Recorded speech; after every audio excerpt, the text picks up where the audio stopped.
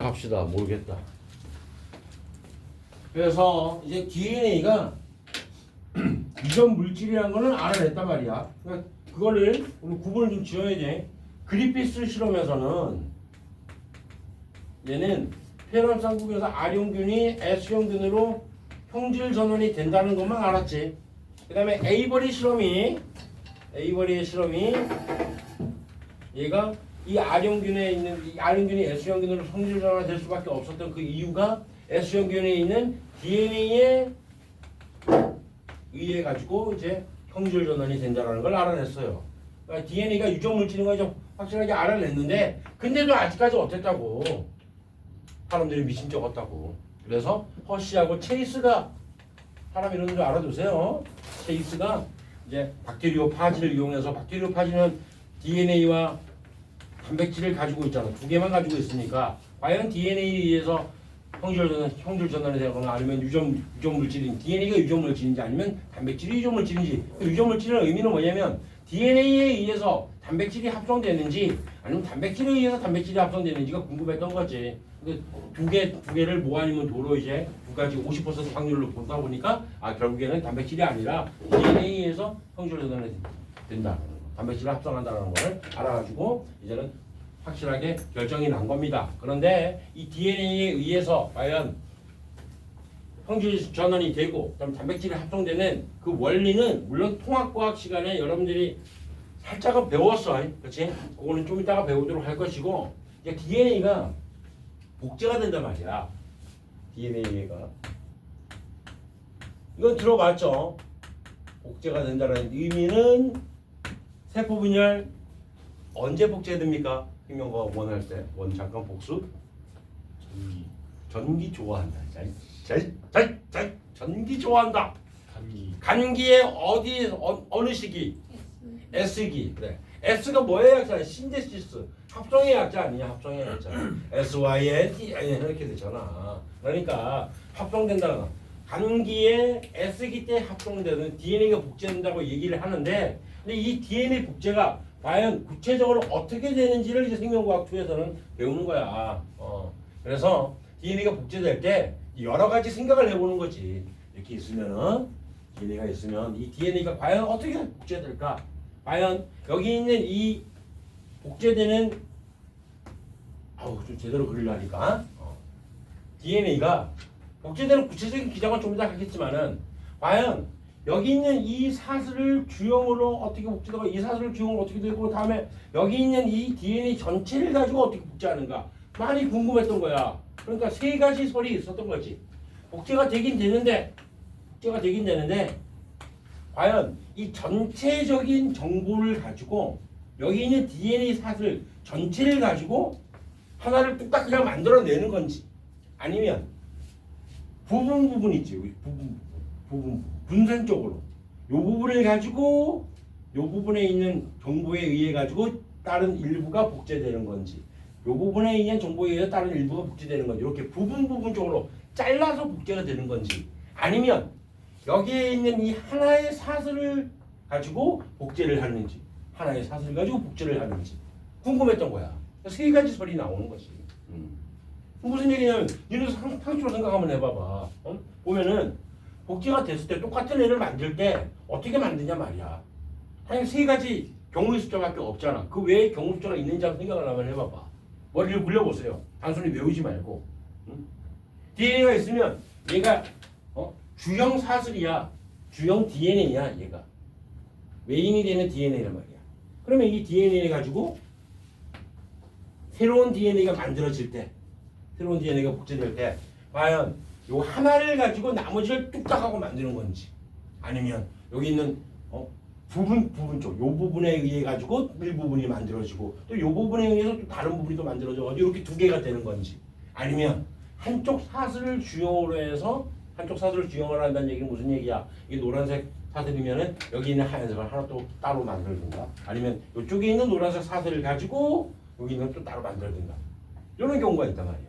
세 가지밖에 없어요. 경우 숫자는 사실은. 그래서 과연 뭔지 궁금해서 이걸 실험을 할 때 어떻게 실험했냐면 DNA 자체에 염기에 보면은 염기 아데닌, 타이민, 사이토신, 구아닌에 보면은 여기에 구성하고 있는 원소가 있어. CHON, P, 촌피인데 인산은 P는 여기 있는 이 사슬 자체에 있는 거잖아. 그러니까 염기 성분 중에서도 보면 질소가 있단 말이야. N이 있단 말이야. 그래서 그 질소를 가지고 생각을 하게 된 거야. 뭔 얘기냐면 질소가 있으면 질소는 원자량이 얼마입니까? 다들 화학을 하니까 14. 그래 14짜리야.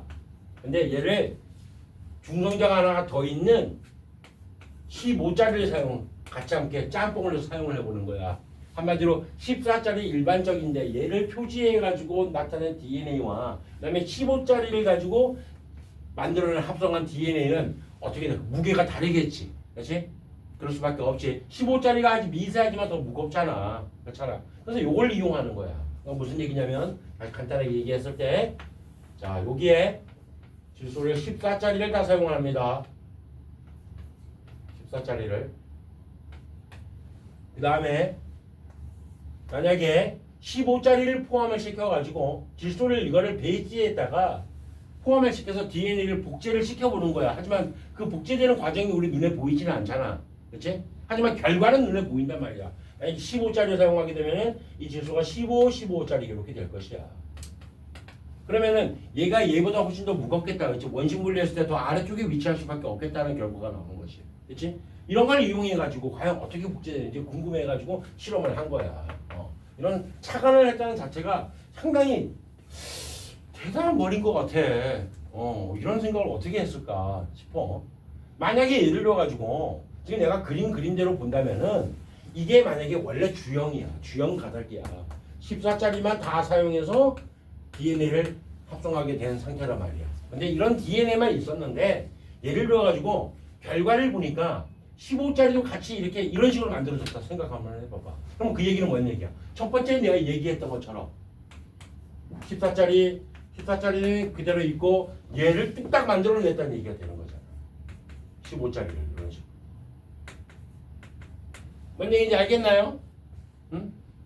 얘를 주형으로 해서 얘를 그냥 뚝딱 만들어낸 거야. 만약에 이런 결과가 나타났다면은 이런 결과가 나타났다는 얘기는 무슨 얘기냐면 아예 아주 가벼운 애들 즉 여기는 14짜리만 분포하고요. 그 다음에 아주 무거운 애들 이렇게 극단적으로 나타날 수밖에 없잖아. 이해돼요? 뭔 얘기인지? 그래. 요걸 우리가 뭐라고 했냐면 완전 보존적 복제라고 그래요. 한 개의 DNA를 가지고 완전히 보존된다는 얘기야. 이 DNA가. 뭐가? 얘가 완전히 보존된 상태로 하나를 이렇게 뚝딱 만들어낸다니. 물론 이렇게 하려면은 15베이지에도 옮겨가지고 배양을 했겠지. 그렇지? 그래서 이걸 완전 보존적 복제라는 표현을 쓰는 거야. 이렇게 됐을 때는 그래 처음에 14짜리 DNA 14짜리밖에 없는 그런 DNA였어. 근데 얘를 15베이지에다 옮겨가지고 배양을 했는데 이런 결과가 나타나게 됐다는 얘기지. 그래서 결과적인 거 먼저 보면은 여기는 14짜리만 나타나고요. 이게 원래 주형 가닥이었잖아. 근데 아주 무거운 애들이 나타날 것이라는 얘기야. 이렇게 생각을 했던 거지. 가설을 세웠던 거야. 가설이 틀리든 맞든 일단 실험 결과가 이렇게 나타난다면 이 완전 보존적 복제가 맞겠지. 됐죠? 다음 두 번째 분산 보존적 복제라고 해서 두 번째 얘기했던 거야 내가. 분산 보존적 복제. 뭔 얘기냐면 14짜리 DNA를 배양을 했는데 15짜리가 만들어질 때 이렇게 만들어지는 게 아니라 어떤 식으로 만들어져야 돼? 여기 14짜리 있고 그다음에 요 사이사이에 껴서 사이사이 이 부분이 15짜리 끼어 들어가는 거지. 15짜리 껴줘. 또 14짜리 당연히 있겠지. 14짜리 있고 그다음에 15짜리가 또 껴서 들어가는 거야. 분산적으로 얘가 보존이 된다는 얘기지. 분산적으로 보존이 되면서 복제가 된다고요. 15짜리 이런 식으로. 이렇게. 얘도 마찬가지겠지. 14짜리는 분산적으로 보존이 되고 숫자만 쓸까? 아유 그래. 그 다음에 15짜리가 복제가 된 거야. 15짜리가. 이런 식으로. 14, 14, 15, 15. 분산적으로 보존이 돼서 복제가 된다면 이런 결과가 나타났을 거란 얘기야. 이해되죠? 뭔 얘기인지? 어려운 얘기는 아니야 이게. 그랬을 때 결과는 어떻게 나타날까? 당연히 14와 15가 동시에 있으니까 이 사이에 위치할 수밖에 없겠고 그렇죠? 14와 15가 여기에 많이 위치하고 이게 맞다면 이렇게 된다는 얘기야. 맞다는 얘기가 아니라 그래서 14짜리하고 15짜리하고 같지 않게 있는 14, 15, 15인데 결국에는 14, 15가 다 같이 있는 거 아니야. 그래서 14짜리하고 15짜리가 같이 함께 공존하는 이러한 중간 형태의 무게를 나타내지 않을까라고 생각했던 거지. 근데 실제로 실험을 해보니까 이런 결과가 안 나타나요. 안 나타나요. 하지만 알아는 둬야 돼. 용어하고 요거 결과하고 알아는 둬야 돼. 이거라면은 어떻게 결과가 나타날까 하고 문제가 나온다고요. 그러니까 실제로 해보니까 이렇게 안 나타나고 실제로는 여기에 이 가운데 부분 즉 14하고 15가 있는데 분산적인 보존 형태로 나타나긴 나타나는데 보니까 14, 15가 동시에 나타나더래. 이렇게 나타나더래. 그러니까 결과를 보면은 이 결과가 어떻게 나타나냐면 배양되어 있던 DNA가 약간 비슷한 결과를 나타내지만 14짜리를 주용으로 해서 15짜리가 만들어지고요. 또 14짜리를 주용으로 해서 15짜리가 또 이렇게 만들어지더래. 이런 결과가 나타나는 거야. 실제로. 이걸 우리가 뭐라 그러냐면 반쪼가리가 보존된 상태로 복제가 되게 되면 반보존적 복제라는 표현을 써요. 반보존적 복제.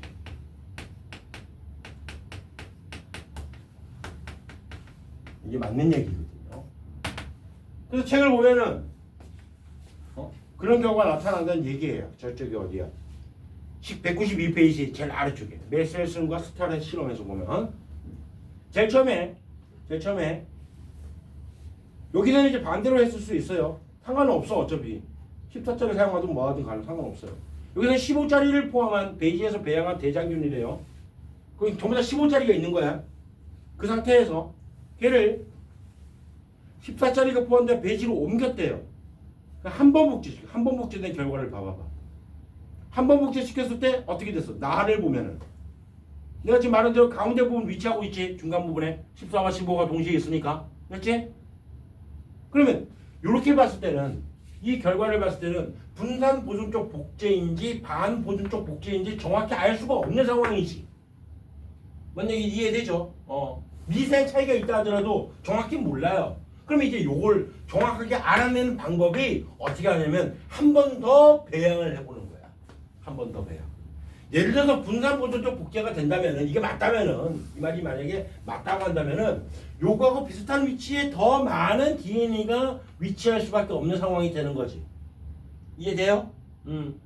여기 있는 이 분산 보존적 복제가 되어 있는 그 결과물에다가 또 분산 보존적 복제니까 사이사이에 15짜리가 계속 끼어 들어가는 상황이 돼가지고 요거하고 비슷한 형태로 위치에 있을 수밖에 없는 상황이 되잖아. 이해되지? 뭔 얘기인지. 근데 반보존적 복제가 만약에 된다면은 어떤 결과가 나타나냐면 여기서는 이제 15에다가 배양을 해서 14에다 옮긴 거니까 그러면은 그 15하고 14 요걸 기준으로 한번 해볼게. 처음에 15, 15였어. 반보존적 복제를 해서 얘가 15고 이게 14야.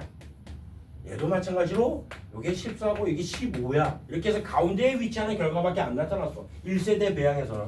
하지만 한 번 더 배양을 하게 되면은 반보존적 복제가 맞으면 15를 주용으로 14가 또 만들어지는 거 아니야.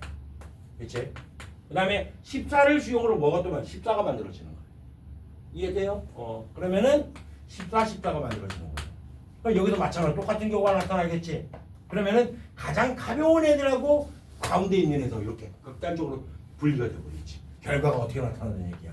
가장 가벼운 애들하고 가운데 있는 애들 이렇게 극단적으로 분리가 되는 거야. 2세대 배양을 하게 됩니다. 하지만 분산보존적 복제는 어떻다고요? 가운데 부분에서 계속 위치할 수밖에 없는 거죠. 2세대 배합까지 딱 해보면 결과가 정확히 나온다. 근데 실제 결과가 이렇게 나타났습니다.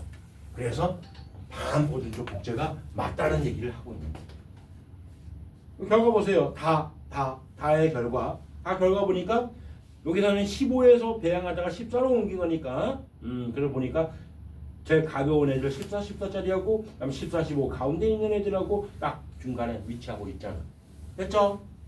이해돼요? 이해됐나? 뭔 얘기인지?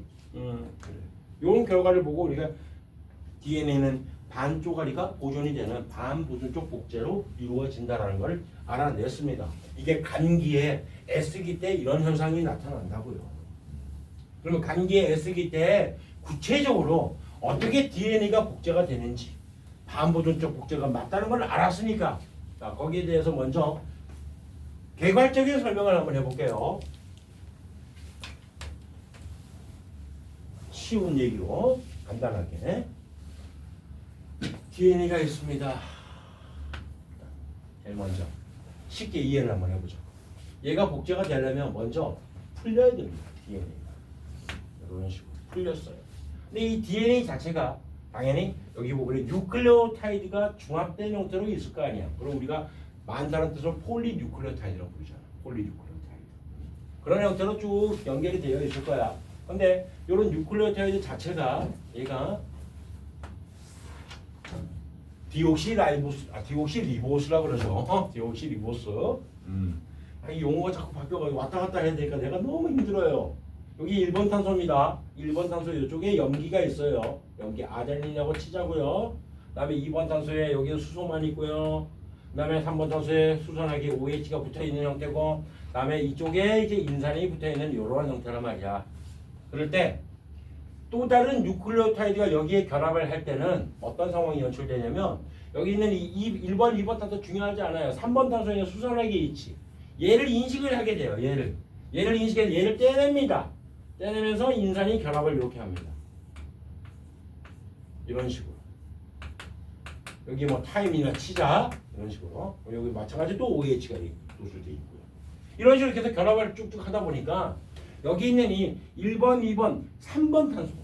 3번 탄소에 있는 요 끝부분에 있는 작용기, OH의 수산하기 작용기, 요게 의미가 있기 때문에 이 방향성대로 DNA가 만들어질 때 폴리뉴클레오타이드가 만들어질 때 이렇게 만들어진다는 뜻이야. 그래서 여기 3번 탄소에 있는 수산하기를 작용기를 인식해서 또 다른 뉴클레오타이드 결합하다 보니까 요게 폴리뉴클레오타이드가 만들어질 때 방향성이 결정됩니다. 그래서 제일 마지막에 있는 부분이 항상 3번 탄소로 끝나기 때문에 여기를 3'이라는 의미를 주는 거야. 그러니까 쭉 가다 보면은 결과적으로 여기 부분이 시작 지점이잖아. 이 시작 지점은 1번, 2번, 3번, 4번, 5번 탄소의 말단 여기 있는 인산기가 있기 때문에 이 부분이 의미가 있기 때문에 여기를 우리가 5'이라고 부릅니다. 5'. 그러니까 DNA가 합성될 때는 항상 5'에서 3' 방향성대로 5번 탄소에서 3번 탄소의 말단까지 이런 식으로 이렇게 방향성이 결정됩니다. 왜 그런지 좀 이따 얘기할 거예요. 일단은 항상 5'에서 3' 방향대로 5'에서 3' 그런 식으로 결정된다고요. 그러면은 DNA가 풀렸다 칩시다. 일단 물론 다 효소에 의해서 다 이런 현상이 생겨요. 그 효소 이름도 이제 외워야 돼. 사실은 몇 번 반복할 거야. 그렇기 때문에 만약에 예를 들어서 여기가 이제 3'이라 치고 이쪽이 5'이라 치고 여기가 3'이고 이쪽이 5'이 되겠죠. 이렇게 됩니다. 그러면 3'의 말단 이 부분 노출되어 있는 이 부분 반대쪽에 시작 지점이 여기가 시작 지점이 된다는 얘기야. 왜 그렇게 될 수밖에 없냐면 얘가 그건 알고 있잖아. 아데닌이 있으면 여기에 타이민이 있어야 돼. 맞지? 타이민이 있으면 여기는 아데닌이 있어야 돼. 그치? 그런데 만약에 이 방향대로 그대로 간다고 하면 생각 한번 해봐봐. 뭔가 굉장히 어색합니다. 무슨 얘기인지 알아? 요거 만약에 이쪽에 또 다른 뉴클레오타이드 결합한다고요? 그러면 일반 탄소에 타이민이 있는 게 결합을 해야 돼. 그럼 뭔 얘기야? 아이씨 얘가 뒤집혀야 되네. 그러면 이쪽으로. 맞지? 거울상처럼. 뒤집혀야 돼. 그럼 뒤집혀는 대로 간단하게 그려볼까? 요걸 이해하면 끝납니다. 단순하게 외우지 말고. 타이민이 있고 그 다음에 요게 그러면 1번 탄소네. 1번, 2번, 3번, 4번, 5번 탄소의 말단에 인산이 결합되어 있네. 됐지?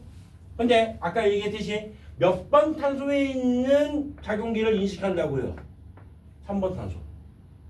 3번 탄소 뭔데? 1번, 2번, 3번 여기지. 그렇지? 여기에 그러면 인식해서 여기에 인산기가 결합해야 되는 거야. 이렇게 이런 식으로. 그러면 여기 결합했으면 얘가 이렇게 되면 5번 탄소 이쪽으로 가니까 이렇게 결합해야 되냐? 타임이 이렇게 있다는 얘기네. 그러면 1번, 2번, 3번 탄소 또 여기 또 이런 식으로 결합한다는 얘기네. 그럼 5'에서 5' 어떤 방향이 되는 거야? 여기가 5', 이거 3'이잖아. 여기가 5', 3'이잖아. 이렇게 되잖아. 그럼 이렇게 연결되면은 결과적으로 DNA가 여기 있는 요 수소 결합이 제대로 형성이 안 돼 버려. 수소 결합이라고 하는 것이 원래 염기 사이에서 질소하고 수소가 있고 여기에 질소하고 수소가 이렇게 연결되어 있고 이쪽에도 여기도 질소하고 수소가 이렇게 연결되어 있고 질소하고 수소가 연결되어 있을 때 플러스가 아니라 플러스하고 플러스는 플러스 마이너스 얘하고 결합이 되는 게 수소 결합이라고 합니다. 그러다 보면은 이렇게 되면 얘가 결국엔 DNA가 벌어지는 형태가 되는 상황이 생기다. 결합을 못해요. 이중단순 구조가 나타나질 않아. 그렇기 때문에 이게 논리적인 모순이 생기고 어색해지기 때문에 그래서 이게 반대쪽 거꾸로 유클레오타이드 거꾸로 이렇게 있어야 된다. 이게 1번 탄소야. 아데닌이야. 그러면 여기서 수소 결합을 형성할 수 있어요. 1번, 2번, 3번, 4번, 5번 탄소의 인산기 말단이 이렇게 결합됩니다. 여기에 수산화기가 OH가 이렇게 있으면 얘를 또 떼내고 그 다음에 인산기가 또 이렇게 결합을 한다는 얘기예요. 거꾸로.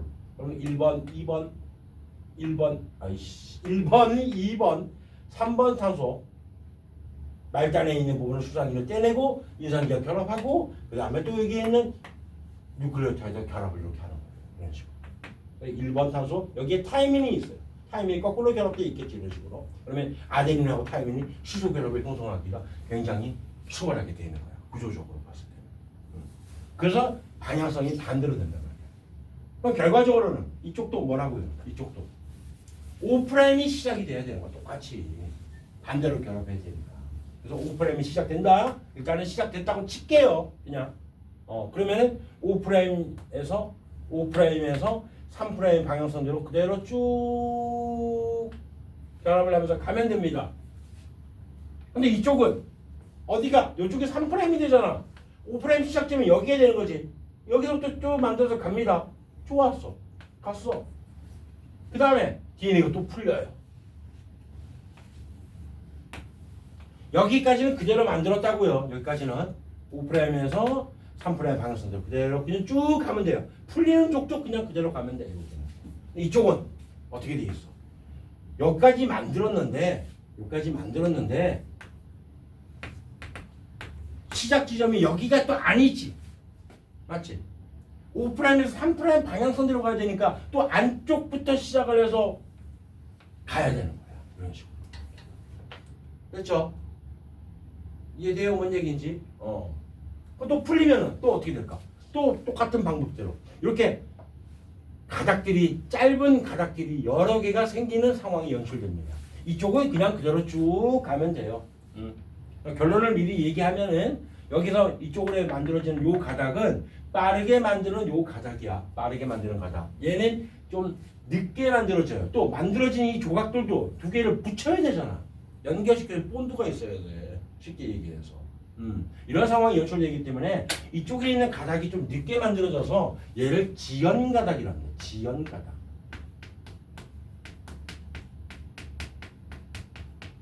여기 있는 요 가닥은 빠르게 만들어집니다. 그래서 선도 가닥이라고 그래요. 풀리는 족족 계속 쭉쭉 가는 거야. 방향성이 반대로 딱 맞아 떨어졌기 때문에. 그래서 선도 이런 용어적인 거 자, 하나씩 이제 익숙하게 알아두세요. 자, 그럼 또다시 이제 하나씩 볼게요. 이제 여기에서 또 반복합시다. 풀립니다. 풀리려면은 어떻게 풀려야 되냐면 이 사이사이 염기와 염기 사이사이 거꾸로 그려야 되죠. 하나는 이렇게 됐죠. 얘가 5'이니까 반대로 그려야 되겠다. 정확하게 가자고. 여기가 아데닌이면 이게 타이밍은 이렇게 거꾸로 결합돼야 되고요. 여기가 사이토신이면 여기 구아닌이 거꾸로 결합돼야 되는 이런 상태가 되겠죠. 아무튼 이 염기와 염기 사이에는 수소 결합을 하고 있다고 분명히 얘기했죠. 그렇지?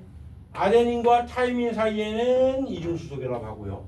그다음에 사이토신과 구아닌 사이에는 삼중수소 결합을 이렇게 하고 있다고요. 요 수소 결합도 끊어야지 DNA가 풀리는 거야. 쉽게 얘기해서 얘는 온도를 높이면 끊깁니다.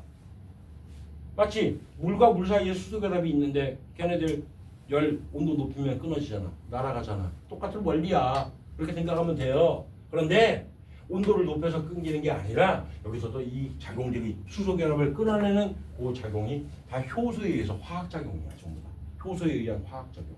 그래서 얘를 DNA를 자 이제 풉니다. 아이씨 너무 좁게 그런다. 이렇게 풀었어요. 이렇게 DNA를 풀어헤치는 이 효소. 오늘 효소는 파란색으로 갑시다. DNA를 풀어내는 이 효소를 우리가 뭐라 하냐면 헬리케이스. 하나씩 이제 외우는 거야. 뭐뭐 is ASE로 끝나는 이 점유하라 그러죠. 이런 식으로 끝나. 이 발음이 뭐뭐 is로 끝나면은 다 효소입니다. 전부 다. 자 다음에 자, 5'이 어디냐? 여기네요. 5'이 여기. 그러면 3'이 끝까지 이렇게 하면 제일 말단이 3'이 되겠고 여기 5'이 되겠고 쭉 가서 여기 3'이 되겠네요. 됐어요. 이런 방향선으로 됐어. 이제 풀렸어. 풀리고 나면 이번엔 여기서 시작을 한다 했잖아. 여기서 시작할 때 중요한 건 DNA 그 뉴클레오타이드가 결합을 해야 되잖아. 근데 처음부터 결합을 할 수 있느냐? 그게 안 된단 말이야. 마치 저번 시간에 잠깐 얘기했던 것처럼 우리가 눈을 뭉칠 때, 눈사람 만들 때 처음에 눈을 안 뭉치고 그냥 가루 눈으로 가지고 계속 뭉쳐봤자 눈사람이 눈이 뭉쳐지겠냐? 안 뭉쳐지잖아. 처음에 요만하게 조금 이렇게 뭉쳐가지고 놓고 굴려야지 눈사람이 만들어지는 그 원리라고 생각하면 됩니다. 처음에 시발점이 있어야 돼. 시발점. 근데 그 시발점이라는 것은 뉴클레오타이드가 결합할 때 아까도 얘기했지만은 뭐야? 5' 말단. 응? 이게 중요합니다. 이걸 이해하면 금방 이해할 수 있어요. 3' 말단이었죠. 염기가 있으면 여기 인산이 있을 때 3번 탄소 여기에 수산화기를 인식해서 이걸 떼내고 인산기가 결합한다 했잖아. 그러면 결과적으로 3' 말단을 3번 탄소의 이 말단 부분을 제공을 해줘야 돼. 처음에. 그거 없으면은 또 다른 뉴클레오타이드가 결합을 할 수가 있냐? 못해요. 책 보면 더 헷갈린다. 나 책 보면 더 헷갈려요. 시발적 설명들이 가장 좋아요. 쉬운 설명으로 갈 거야. 다시 얘기하면은 여기서 이제 5'에서 이쪽으로 쭉 DNA가 선도거닥이 만들어져야 되는데 근데 여기 5' 처음에 시작할 때 3' 말단을 인식한다고 했잖아. 그래서 3' 말단이 뭔가 제공이 돼야 돼. 뭔가 시발점이 돼야 돼. 눈을 처음에 뭉치는 것처럼. 그래서 시발점이 되는 조그마한 RNA나 DNA 가닥이 있어요. 조그마한 가닥. 얘는 역할이 뭐냐면 그냥 뉴클레오타이드가 3'을 인식해서 또 계속 뉴클레오타이드 계속 결합할 수 있게끔 만들어주는 시발점이 되는 거야. 됐죠? 근데 3' 말단이 수산화기가 있다라는 것을 인식시켜주는 역할을 해주는 거지. 요런 조그마한 가닥을 이거 뭐라 하냐면 얘를 RNA 프라이머라고 해요. RNA 프라이머.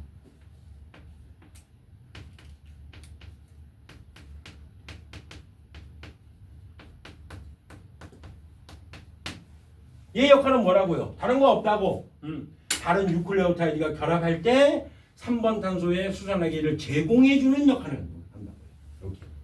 됐죠? 이렇게 해서 이 부분에 3' 말단을 딱 제공해주는 거예요. 수산화기를 제공을 해주는 거야. 그러면 그때부터는 뉴클레오타이드가 계속 결합하면 되는 거죠. 이렇게. 근데 RNA 프라이머는 처음에 시발점에서 시작하는 부분을 담당한다. 단계적으로 갈 겁니다. 한 번에 많이 안 갈 거야. 그 다음에 여기서는 이쪽으로 만들어져서 RNA 프라이머가 어디를 제공해줘야 될까? 요 부분. 여기 부분에 다 결합을 해가지고 3번 탄소 말단을 제공해 줍니다. 그러면은 여기서부터 이렇게 또 만들어지는 거죠. 됐어요? 자, 그러면 또 더 풀리면은 이쪽 가닥은 지연 가닥은 또 안쪽에 RNA 프라이머가 또 결합을 해서 또 제공해 줘야 되겠지. 이해돼요? 뭔 얘기인지? 책 보면 헷갈린다니까. 책 보면 더 헷갈려요. 책 보면 더 헷갈려. 다시 그림 한번 그려볼게. 간단하게. 더 풀렸습니다. 이런 식으로. 그러면은 이 부분은 처음에 RNA 프라이머가 하나가 이렇게 있어요. 3번 탄소 말단을 제공해줬어. 뉴클레오타이드가 계속 결합할 수 있게끔 해줘가지고 쭉쭉쭉 그대로 가면 돼요. 근데 여기는 요만큼만 지금 만들었어. RNA 프라이머가 여기 있어가지고 요만큼만 만들었어요. 그래서 요만큼 절편이 만들어졌어. 조그만 절편이. 그 다음에 또 여기서 시작해야 되니까 RNA 프라이머가 또 여기 또 결합을 해야 되겠지. 그래서 또 시작 지점이 되니까 여기서 또 만들어지겠지. 이렇게. 됐지? 뭔 얘기인지?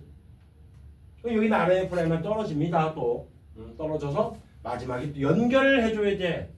근데 이런 조그마한 절편들이 내가 지금 크게 그랬지만 사실은 조금씩 풀리면서 조그마한 절편들이 계속 만들어진다고요. 근데 이 절편을 여기 지연 가닥이 있는 절편이야. 조그마한 가닥들 이거를 일본에 있는 오카자키라는 사람이 발견했어요. 그래서 이거를 오카자키 절편이라고 부르죠. 오카자키 절편. 우리나라 사람 말고 우리나라 사람 이름 붙였겠지만 지연가닥, 지연가닥인 이 부분을 여기 있는 절편을 조그마한 가닥, 이런 가닥을 오카자키 절편. 오카자키 절편. 이 사람 이름 딴 거예요. 그럼 오카자키 뭐 조각 이런 식으로 얘기를 하는 거예요. 됐죠? 또 갈게요. 이번엔 뭘 가냐면 요거부터 하고 합시다. 여기에 3번 탄소 말단을 인식해서 떼내고 인산기가 결합한다고 얘기했었잖아. 또 다른 뉴클레오타이드 결합한다. 근데 이게 자연스러운 작용이냐? 그것도 부자연스러운 거야. 힘든 작용이야 이것도. 그래서 효소에 의해서 이런 작용도 일어나는 거야. 우리가 그냥 편안하게 3번 탄소 말단을 인식해서 여기를 뉴클레오타이드가 인산기가 결합하고 뉴클레오타이드가 결합한다 이렇게 얘기했지만 사실은 다 효소에 의해서 작용합니다. 효소에 의해서. DNA에 있는 여기 있는 이 뉴클레오타이드를 단위체를 하나씩 계속 결합을 하는 효소. 그걸 우리가 DNA 중합 효소라고 불러요. 여기 있는 DNA를 뉴클레오타이드 결합하는 걸 DNA를 중합시킨다는 뜻으로 중합하는 효소에 의해서 결합한다. 어떤 단위체를 연결시켜주는 효소를 우리가 중합효소라고 그래. 근데 그러면서 DNA가 만들어지기 때문에 DNA 중합효소로 말하는 거야. DNA 중합효소. 됐죠? 그 다음에 좀 전에 얘기했지만 여기 있는 이 작은 오카자키 절편들 얘가 떨어져 나갔어요. 두 개를 어떻게 해야 돼? 연결해야 되겠지. 그렇지? DNA를 또 절편들을 연결해야 돼. 그럼 뭐라고 이름 붙일래? 연결 효소라 이름 붙이면 되는 거지. 뭘 어떤 연결 효소? DNA 연결 효소.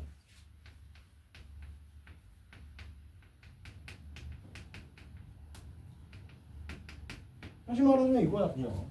조그마한 절편을 연결한다. 그래서 연결해서 DNA를 만들고 그러니까 DNA 연결 효소. 그 다음에 여기는 단위체를 어떻게 한다? 뉴클레오타이드 단위체를 중합시킨다. 단위체가 결합한 건 중합이라는 뜻으로 얘기한다 했잖아. 근데 결국은 DNA가 만들어지니까 DNA 중합효소란 말이야. 그렇죠? 이 말의 의미는 굉장히 쉬운 말이에요. 풀어주는 효소는 헬리케이스. 그 다음에 여기는 선도가다. 여기는 지연가다. 그 지연가다가 연결시켜주는 게 DNA 연결효소. 안 어려워요. 어떤 단위체를 연결하는 효소를 중합효소로 하는데 그래서 DNA가 만들어지니까 DNA 중합효소라고 합니다. 됐죠? 효소 이름 다 나왔습니다. 나 하나 더 얘기할게요. RNA 프라이머를 만드는 게 그냥 뚝딱하고 만들어지는 것도 아니야. 얘도 3' 말단을 제공해주는 역할을 하는 조그마한 DNA나 RNA 조그마한 가닥이 아주 작은 가닥이란 말이야. 그 가닥 또한 마찬가지 효소에 의해서 만들어집니다. 효소. 그러면 프라이머기 때문에 이 프라이머에다가 아이씨 다 써볼까? 스펠링을 정확히 맞나? F-R-I-M-E-R 여기에다가 효소의 명문법은 기본이 ASE를 붙이면 돼. ASE를 이렇게 붙이면 돼. ASE 또는 SIN, SIN으로 끝나요. 효소의 명명품 기본이에요, 이거는. 무엇 ASE, 무엇 SIN. 너네 펩신 들어봤잖아. 트립신 들어봤잖아. 다 효소잖아. 효소의 명명법 때문에 나타나는 이름이야. 그래서 요거를 이렇게 써놓고 ASE를 붙이고 영어식 발음을 읽어보는 거야. 뭐라고 읽을래? 영어 발음 한번 해보세요, 한번. 뭐라고 읽을래, 이거를? 빨리 얘기해봐. 프라이 그래, 프라이. 베이스 그래, 프라이메이스 끝났어. 맞아. 프라이메이스야.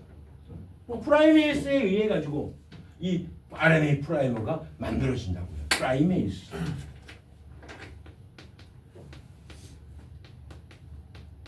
한글로 바꾸니까 왠지 새로운 용어 같지만 사실 영어권에 있는 사람들은 그래 걔네들은 효소 이름도 안 외워. 앞에 분해되는 기질에다가 이름을 붙이거든. 녹말이 영어로 아밀로스야. 거기다가 AS를 붙이니까 아밀레이스가 되는 거야. 자연스럽게. 여땅이 영어로 말토스야. 거기다 AS를 붙이면 그러면 말테이스가 되는 거야. 그런 식으로 이름 붙이는 거예요. 그러니까 프라이메이스라는 효소에 의해서 뭐가 RNA 프라이머가 만들어진다고요. 물론 이 효소는 어떻게 만들었어? 당연히 DNA 유전 정보에 의해서 단백질이 만들어졌겠지. 그렇지? 그렇게 만들어진 거고. 프라이메이스는 과연 또 어떻게 만들어지냐? 궁금하고 그렇잖아. 나중에 대학 가서 분자생물학을 공부하면 되는 거죠. 그건 그거고. 아무튼 지금은 그래서 프라이메이스에 의해 이 효소에 의해서 RNA 프라이머가 만들어진다. 그러면 프라이메이스가 먼저 여기 달라붙어요, 사실은. 먼저 달라붙어 가지고 RNA 프라이머를 만들어서 3'을 제공을 하면은 그러면 이 프라이메이스는 이제 할 일을 다 한 거야. 얘는 할 일이 없어요. RNA 프라이머만 만들면 돼. 처음 시발점에 해당하는 요 작은 3' 말단을 제공해주는 작은 DNA나 RNA 가닥만 만들면 되는 거거든. 근데 DNA 복제할 때는 RNA 프라이머가 관여하기 때문에 이것만 얘기하는 거야. 그럼 DNA 프라이머면 더 좋았을 텐데, 그렇지? 그런 이유도 뭔가 있겠죠. 프라이머, 3' 말단을 제공할 때 RNA 프라이머 말고 차라리 DNA 프라이머가 제공하면 외우기도 쉽잖아. DNA가 복제되니까 DNA 프라이머가 있다. 이렇게 하면 되는데 하필이면 또 RNA 프라이머라 가지고 헷갈릴 수 있지만 아무튼 얘의 기능은 3' 말단만 제공하게 되니까 이제 그때는 제공을 하게 되면 그때는 프라이메이스의 역할은 사라졌기 때문에 얘는 떨어져 나옵니다. 떨어져 나와. 난 할 일 다 했어. 왜? RNA 프라이머로 3' 말단을 제공을 했어. 그 다음부터는 DNA 중화효소에 의해서 또 다른 뉴클레오타이드가 결합하고 뉴클레오타이드 계속 결합하게 되는 거야. 계속 이 효소에 의해서 쭉쭉쭉. 이쪽은 또 지연가닥 쪽은 여기는 안쪽에 방향성 때문에 안쪽에 RNA 프라이메이스가 먼저 결합을 했었겠지. 그래서 RNA 프라이머를 제공을 하고 떨어져 나오고요. 그 다음에 여기는 DNA 중화효소에 의해서 또 결합을 하는 거죠. 헬리케이스는 쭉쭉 갑니다. 풀어요. 풀게 되면 또 풀려진 만큼 또 이쪽은 그대로 선도 과정을 쭉 가면 됩니다. DNA 중화효소에 의해서 계속 쭉쭉쭉 DNA가 만들어집니다. 합성되고. 그 다음에 여기는 또 RNA 프라이메이스가 결합을 해서 RNA 프라이머를 제공을 또 하고 그 다음에 또 떨어져 나오고 그 다음에 DNA 중화효소에 의해 가지고 또 쭉 결합을 하면서 만들어집니다. 이렇게 만들어지겠지 당연히 이렇게 만들어지겠지.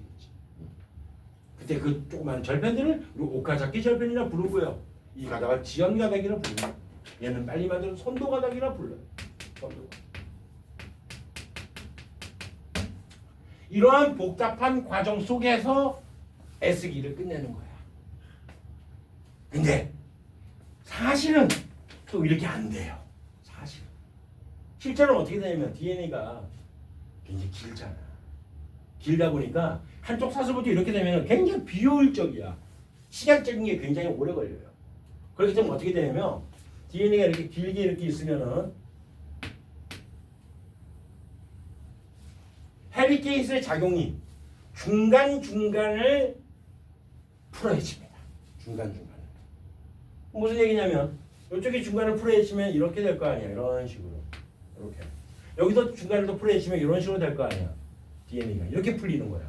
그러면 이쪽에 선도가닥에 친다면 이런 식으로 쭉 만들고 여기는 지연가닥에 치면 이런 식으로 만들고 또 풀에 치면 또 만들고 여기도 또 같이 함께 이렇게 풀리는 거예요. 풀려서 또 중간중간을 이렇게 만들어요. 이렇게. 그러다 보면 나중에 만나겠지. 이게 훨씬 더 빠르겠지. DNA 길이가 기니까. 실제 사람의 DNA 같은 경우도 실제 해관계량에 있는 DNA 길이를 다 합치면은 길이가 2m 가까이 된대요. 2m 가까이. 눈에 보이지 않죠. 하고 해관에 2m가 있어요. 그러니까 굉장히 긴 DNA를 복제할 때는 당연히 어떻게 이렇게 중간중간에 이렇게 헬리케이스의 작용으로 풀리면서 지연가닥, 선도가닥이 존재할 수밖에 없다는 얘기예요. 이런 부분을 우리가 뭐라 하냐면 복제 분기점이라는 표현도 씁니다. 이런 부분 복제되는 분기점이라고 해서 복제 분기점. 그래서 이게 사실이야. 실제로 이렇게 되는 거야. 이거는 그냥 이해를 위한 예시일 뿐이에요. 됐나요? 요 내용이 193페이지 나와 있는 겁니다. 194페이지까지도 있을 거예요. 오케이. 그 얘기가 나와 있어요. 194페이지 보면 다 돼 있죠. 다 전부 다. 한 번에 정리돼 있죠.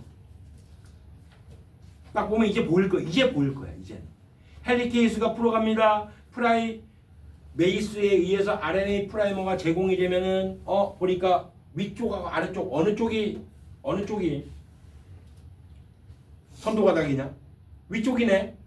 위쪽에 이미 그러면 제일 오른쪽에 제공을 했었겠지. RNA 프라이머가 제공을 했었겠죠. 그래요. 그래서 선도가닥이 쭉 만들어지고요. 그 다음에 아래쪽은 지연가닥이네요. 지연가닥. 조그만 절편들이 만들어져 안쪽부터 쭉쭉 만들어지네요. 그러다 보니까 거기 있는 DNA 연결 호소도 필요하고요. DNA 중합에서 당연히 필요하고 DNA 연결 호소 필요하게 되는 거예요. 됐죠? 그렇게 알아두면 됩니다. 그래서 DNA가 다음 버전 쪽 복제가 된다. 근데 이게 시험 문제에 한몇 문제 정도. 그 정확히는 모르지.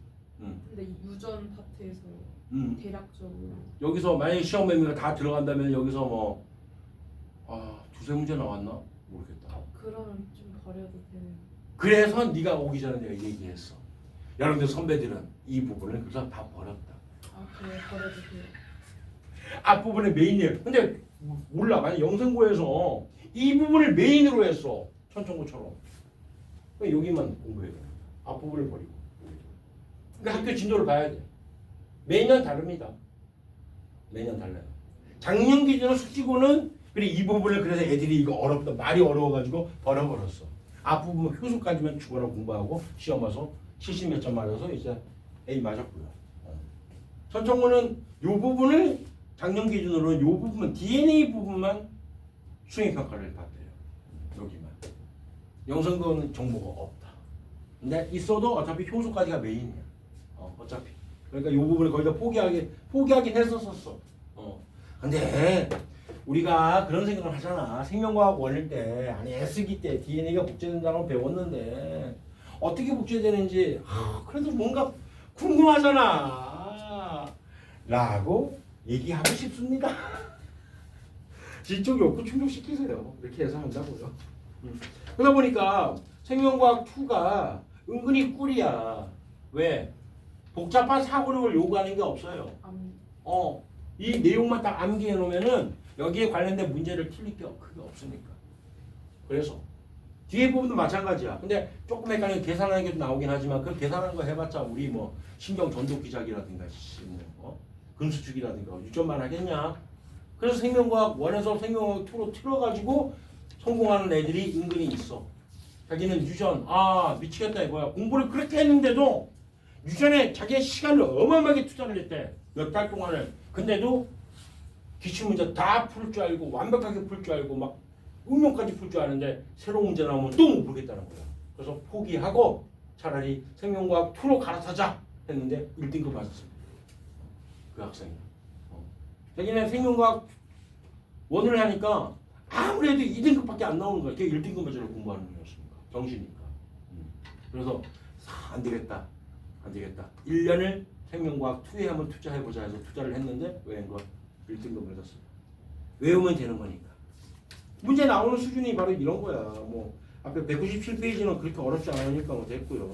요번 이 반복적 복제에 관계된 이야기를 볼 때는 뭐 예를 들어가지고 뭐 경험만 해봅시다 살짝 우리가 13번 뭐 이런 거 나왔어. 그러면은 1600개래요. 염기로 된 DNA X래요. 얘가 나는 X가 복제되는 과정 중 일부래. 봤어. 오케이. 기억하고 니은이 오카자키 절편이겠네. 지연 가닥일 거고. A 부분 뭘 나타낼까? 거기 헬리케이스 작용하는 부분이겠네. 일단은 기억하고 니은하고 누가 먼저 합성됐냐? 안쪽에 있는 게 먼저 합성된 거야? 뒤에 있는 게 먼저 합성된 거야? 왼쪽 기억이야, 니은이야? 뒤에 니은은 더 풀려야지 합성되잖아. 맞잖아. 더 풀려야지 안쪽에 있는 게 합성되잖아. 처음에 여기 있는 게 먼저 끝에 있는 게 먼저 합성되잖아. 근데 풀려야지 합성되는 게 이거잖아. 그렇잖아. 그러니까 기억이 니은보다 먼저 합성되었다. 맞는 말이지. 니은에는 리보수가 포함되어 있다. 니은이 뭔데? 근데 니은이 색깔이 약간 다르지? 네. 응. 네. 그렇지. 니은은 뭘까? 그러면 RNA RNA 프라이머하고 같이 연결되어 있는 DNA 가닥이야. 니은이. RNA 프라이머가 연결되어 있잖아. 여기 연결되어 있는 형태 가닥. 요걸 얘기하는 거야. 이 전체를 이쪽에 있는 요거네. 요게 니은이네 구체적으로. 그럼 RNA 프라이머가 있었겠지. 그렇지. 얘는 떨어져 나갔겠지만은 맞지? 그러니까 있으니까 리보스는 있지. 원래는 디옥시 리보스가 있어야 되는 거잖아. 그렇잖아. 아니면 RNA 프라이머가 있으니까 RNA의 절편이나 RNA의 작은 가닥이라 했잖아. 그러니까 걔는 리보스가 있을 수밖에 없는 거죠. 이름이 그래서 맞는 거고. A에 포함된 염기 T의 개수는 몇 개냐? 이거는 해야 되네. 위에 그 정보 자료를 보고 계산해야 되네. 그래. 이런 게 나올 수 있어요. 그죠? 나와 있네. 힌트가 다 나와 있어요. 그림 나는 X가 부정한 일부고 A 부분의 염기 개수는 X 염기 개수의 40%래요. 1600개의 40%는 몇 개냐? 4-1수 4, 6, 24. 640개냐 64개냐? 640개지? 그래 640개야.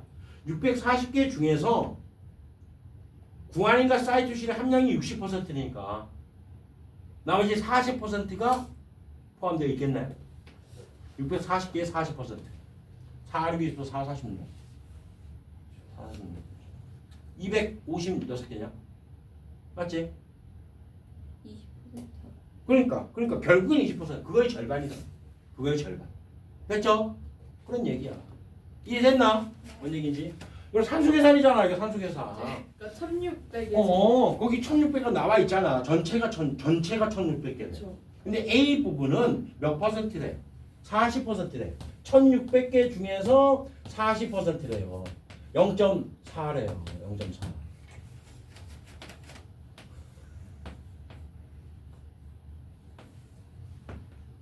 (640개지) 네. 됐지? 네. 근데 이 640개는 RNA, 타이밍, 사이토신, 구안인 다 합쳤을 때 640개라는 뜻이잖아. 네. 근데 A 부분에 뭐가 있대? 구안인과 사이토신의 함량이 60%래. 요 중에 60%는 구안인과 사이토신이래. 이게 60%. 그럼 나머지 40%일 거 아니야. 그렇지? 그래. 근데 여기서 묻는 거는 뭐야? 타이밍 개수로 물었으니까 20% 아니야. 그렇지? 오. 절반. 그래, 그 얘기야. 쉬운 거야. 안 어려워. 괜히 우리가 어렵게 느껴지는 건 왜 그러냐면 이런 용어가 생소하잖아. 처음 듣잖아. 그렇잖아. 처음 들으니까 익숙하지 않아서 그런 거지. 조금만 익숙해지잖아. 생명과학 2만큼 개꿀은 사실 없어. 그렇다고 생명과학 2를 수능을 보라는 얘기는 아니야. 그 얘기는 아니지만 아무튼 그렇다고요. 화학2 같은 경우는 좀 생각할 게 많지 않냐? 아닌가? 네? 어떠냐? 화학2는 어떠냐? 토할 것 같아. 통합과학 같다고? 아니 토할 것 같아. 토할 것 같다고? 그래. 화학이랑 안 맞아. 물리2는 어떻게 했냐? 더 미쳐버려. G2는 어떻게 했냐? 환장해요. G2는 완전히 머리가 하나면 미쳐버려 막. 그래. 근데 생투는 처음에 좀 어려운 것 같이 느껴지지만 그래도 자꾸 반복하고 좀 익숙해지면은 이거만큼 꿀이 없어. 그러니까 A 못 맞으면 안 돼 절대. 작년에 이때 했잖아. B 맞았다. 아 진짜 그냥 지필 제일 잘 봤는데 B 맞았다고. 수행을 얼마나 망했길래. 이런 식으로 나오는 거예요. 이런 개념으로 나온다는 얘기야. 자, 수능 문제도 뭐 안 풀겠지만 그냥 눈으로 한번 봐봐봐. 204페이지에 있는 문제들은 아주 기초적인 문제들이고, 통합과학 수준의 문제가 나와 있잖아. 4번. 그래서 통합과학 때 배웠던 문제 아니냐 이거. 그다음에 생명과학 2는 이제 5번하고 6번에 대한 얘기인데 6번이 좀 복잡해 보이는 문제고 사실은 실제 수능에 이렇게 나온다고요. 근데 이것도 조금만 익숙해지면은 편안해져. 근데 유전은 익숙해져도 편하진 않잖아. 그렇지 않아? 신경 전도 기적도 마찬가지야. 저번 작년 수능 보면은 노멀한 형태의 어떤 문제 유형입니다. 근데 웬걸 문제를 너무 복잡하게 꽈놨어. 시간이 오래 걸려. 아 미쳐버려가지고. 게다가 또 새롭게 보이는 우리가 일반적으로 비유전 파트는 좀 문제 많이 풀어보면은 그래도 어느 정도 익숙해지잖아. 근데 문제 유형 자체가 조금 뭐랄까 약간 사설틱한 그런 좀 생각을 좀 하게 하는 그런 형태로 비유전이 또 나왔단 말이야. 그러니까 당연히 50점 만점이 있을 수 있겠냐? 불가능하지. 자기 실력으로 50점 만점 맞은 사람은 대한민국에 한 명도 없어. 대한민국에.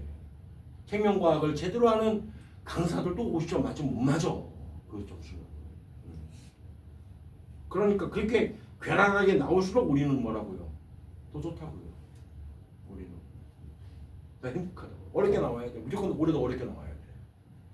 올해보다 작년보다 더 어렵게 나와야 돼. 그래서 1등급 커트라인에 35점대 막 이렇게 만들어 놔야 돼. 그래야지 찍어가지고 우리는 할게요. 응? 찍는 방법이야 이제 여러 가지 있으니까 얘기해 줄게요. 아무튼 그렇습니다. 이런 식으로 나온다는 얘기야. 그러면 이제 좀 쉬었다가 여러분들이 추억의 통합과학 때 배웠던 이야기와 함께 같이 할 거예요.